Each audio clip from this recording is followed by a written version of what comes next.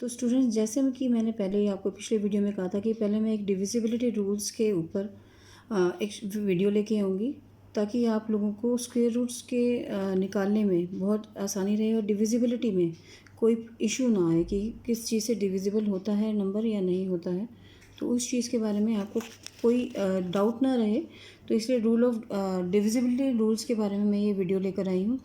तो सबसे पहले हम देखेंगे कि रूल टू का रूल क्या होता है कि टू के जितने भी, पहले तो देखते हैं कि इवन नंबर जो होते हैं वो सारे के सारे टू से डिविजिबल होते हैं।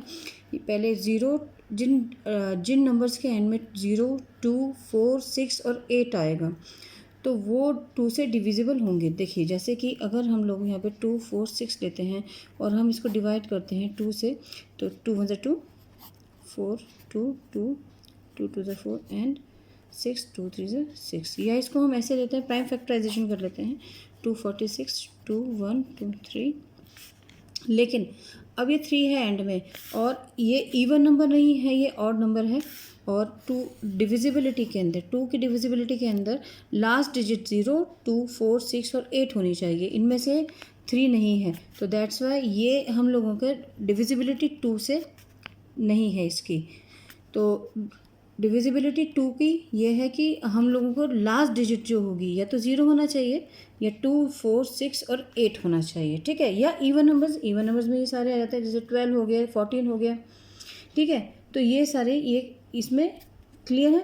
अब रूल 3 का ये है, डिविजिबिलिटी रूल 3 का ये है कि कोई भी डिजिट हो उसका सम करना है हम लोगों को, और वो हम लोगों का 3 से डिवाइड होना चाहिए। जैसे अभी हम लोगों का ये 123 था, तो हम 1 2 3 को हम प्लस करेंगे तो 3 और 3 6, तो ये 3 से डिविजिबल है, ठीक है। और ऐसे ही हम लोग एक डिजिट और लेते हैं, तो 7 और 3 10 और 9 19, तो 19 3 से डिविजिबल नहीं है।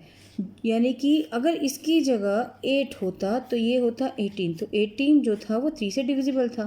तो जितने भी डिजिट हैं, चाहे वो 4 डिजिट हैं, 7 डिजिट हैं, 10 डिजिट्स हैं, अगर हमें उसको 3 की रूल देखना है, 3 से डिविजिबिलिटी देखनी है, तो वहाँ पर हमको ये देखना है कि सारी डिजिट्स का सम क्या होता है, ठीक है। अब हम लोगों को 4 का डिविजिबिलिटी रूल ये है कि या तो लास्ट के जो 2 डिजिट्स हैं, जैसे कि हम ले रहे हैं 3 4 6, ये 2 डिजिट्स हैं, ये अगर हम लोगों की 4 से डिविजिबल हैं तो ही ये डिवाइड होगा 4 से, या लास्ट में 2 ज़ीरो हैं। जैसे कि इसमें हम देखते हैं कि हम लोग 46 जो है 46 जो है वो 4 से डिवाइड होता है नहीं, 4 1 4 एंड 6, ये नहीं हो पाएगा।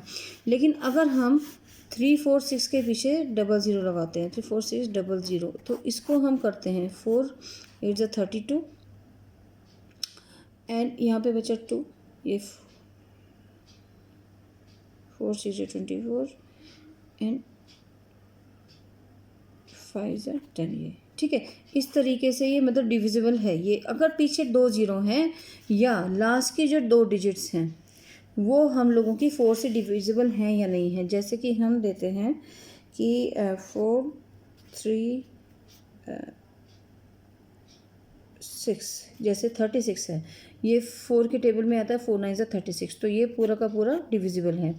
और जैसे कि हमने ये दिया कि 46 है, तो 46 हमारे 4 से डिविजिबल नहीं है। दो लास्ट के 2 डिजिट्स हैं, ये 2 डिजिट्स 4 से डिविजिबल नहीं है, और इनके पीछे अगर हमने 0 लगा दिया तो ये हम लोगों का डिविजिबल हो गई डिजिट। तो इसी तरीके से या तो लास्ट की 2 डिजिट्स देखनी है या लास्ट में 2 ज़ीरो हो, तो वो नंबर 4 से डिविजिबल होगा। अब हम 5 का देखते हैं। 5 का रूल ये है, या तो बहुत इजी है 5 का रूल देखना, या तो लास्ट में जैसे 200 है तो 0 होना चाहिए, या 2005 होता तो भी ये डिविजिबल होता। लास्ट में या तो 5 हो या हम लोगों का ये 0 हो। उसी तरीके से 6 की डिविजिबिलिटी बहुत ईजी है। 6 की डिविजिबिलिटी में हमको ये देखना है कि कोई भी नंबर 2 या 3 से डिविजिबल होना चाहिए। जैसे कि हम लोग हैं कि देखते हैं कि 268, तो अगर हम 2 का रूल देखते हैं तो 2 के रूल में हम लोगों का तो डिविजिबिलिटी थी 0 2 4 6 और 8 की, तो इसमें 8 है, तो ये हो गया। और ये चीज़ याद रखना कि 2 और 3 दोनों से ही डिविजिबल होना चाहिए। 2 की डिविजिबिलिटी तो टेस्ट हो गई कि 8 है लास्ट में, लेकिन 3 की डिविजिबिलिटी का टेस्ट ये है कि तीनों नंबर्स का हमको सम करना होगा। तो 2 और 6 8 और 8 16 16, तो 16 इज़ नॉट डिविजिबल बाय 3। तो ये जो नंबर है ये will not be divisible by 6। ठीक है, तो इसी तरीके से देखना है कि हम लोगों का कोई भी नंबर है वो 2 और 3 दोनों से ही डिविजिबल होना चाहिए। अब देखते हैं, कोई एक नंबर लेते हैं 462।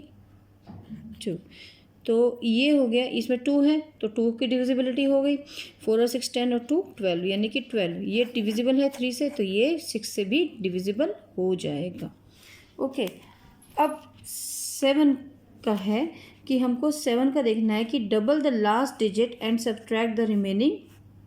ठीक है, या लास्ट में होना चाहिए 0। सबसे पहले देखते हैं कि subtract double the last digit and subtract the remaining.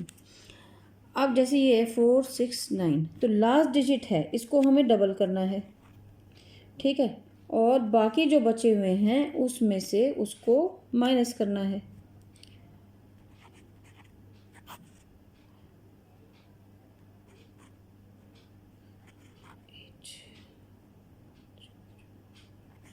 अभी 28 आया है, तो यानी कि ये डिविजिबल है 7 से।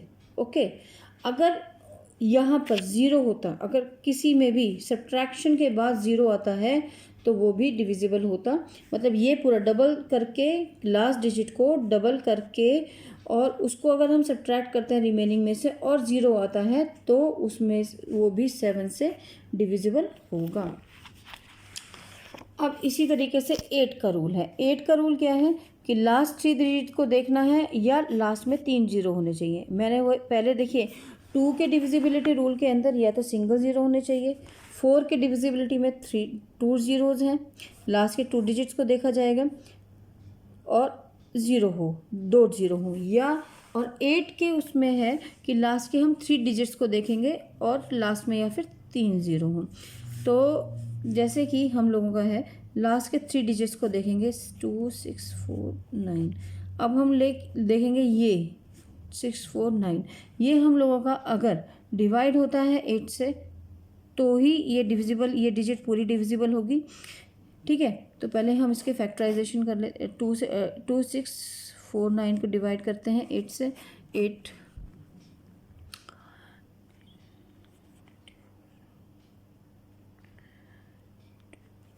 लेकिन 9 बीच में रह जाता है, तो ये नहीं होगा। अगर हम इसके ऊपर 2 6 4 9 0 0 ये कर देते हैं तो अब देखते हैं 0 0 सॉरी।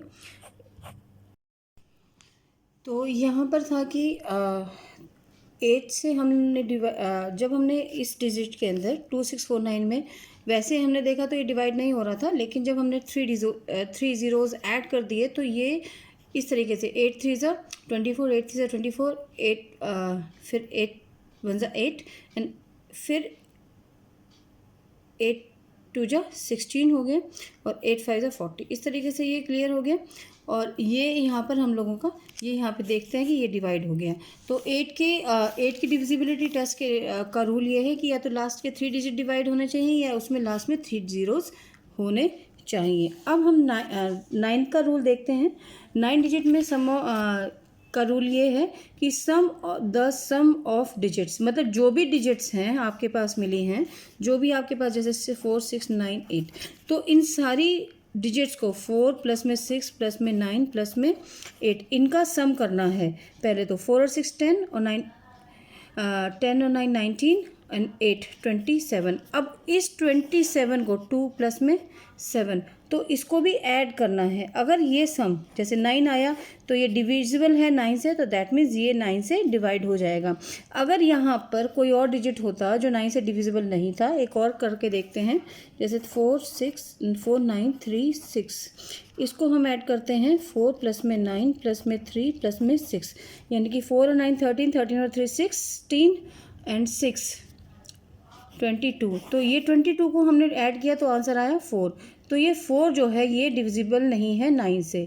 तो इसका मतलब ये है कि 9 से जो डिविजिबिलिटी है कि सारी डिजिट्स का सम कर के उस सम को भी हमें फर्दर सम करना है, और वो अगर जो सम आता है वो अगर डिविजिबल है 9 से, दैट मीन्स डिविजिबिलिटी है 9 से।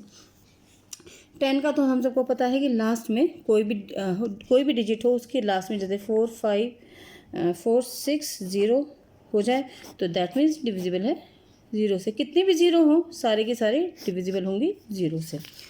अब 11 का है सम ऑफ ऑल्टरनेट एंड सब्ट्रैक्ट। सम है ऑल्टरनेट का और फिर सब्ट्रैक्ट, यानी कि देखिए ध्यान से देखना इसका रूल कि 4 6 8 9 मतलब ऑल्टरनेट नंबर्स को पहले 4 और 6 को ऐड करना है। 4 और 6 हो गए, 4 और 8 सॉरी 4 और 8 हो गए 12, और फिर 6 और 9, 6 और 9 हो गए हम लोगों के 15, यानी कि इसमें से 15 में से 12 को माइनस सब्ट्रैक्ट करेंगे तो आता है 3। 3 डिविजिबल नहीं है 11 से, तो दैट मीन्स डिविजिबल नहीं होगा। 12 का डिविजिबिलिटी रूल है कि 3 and 4 कि डिविजिबल जो भी नंबर 3 और 4 से डिविजिबल है वो ही 12 से डिविजिबल होगा। देखते हैं, चेक करते हैं। 4 6 9। अब 3 का रूल है कि सम करना है। 4 और 6 10 और 9 19, तो 3 से डिविजिबल नहीं है। और 4 का रूल है कि लास्ट के 2 डिजिट्स डिविजिबल होने चाहिए या 2 0 होने चाहिए, तो 2 zeros तो नहीं है, लेकिन 6 और 9 ये भी डिविजिबल नहीं है 4 से, तो यानी कि ये 12 से डिविजिबल नहीं होगा। ठीक है, इसी तरीके से अब आपको आई थिंक कि आपको सारा का सारा डिविजिबिलिटी रूल सबको समझ में आ गया होगा 2 से 12 तक का। तो अगर आपको ये समझ में आया हो तो please like share and subscribe my channel, और मैं भी 6.3 के आगे फर्दर के जो क्वेश्चंस हैं उनके ऊपर भी मैं वीडियो अपलोड कर दूँगी, सो दैट आपको आगे कोई इश्यूज़ ना रहें। Okay, thank you for watching and please do like share and subscribe my channel. Thank you.